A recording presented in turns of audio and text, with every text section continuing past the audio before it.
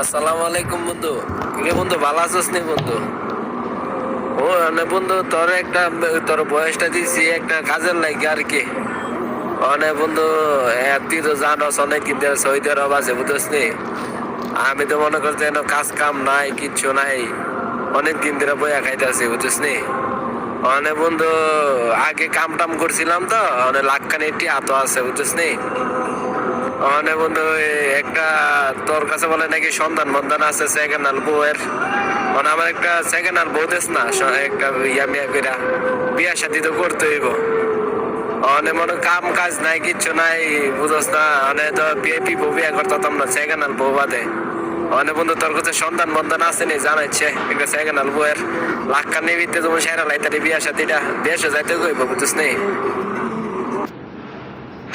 ওরে হালার ঘুরে হালা, আমি তোর বউ দিয়ে কি বিপদ পুরুম নি? তোর যে এটা নাই আমি জানি না, মানে বিডি যদি পরে 2 দিন পরে থাকতো না, পরে বিডি মা বাবা হয় আমার নামে মামলা দেবো, মনে কর বিপদ রইব আমার। কই নিয়ে দিছ আমার 2 দিনও ঠিক থাকলো না।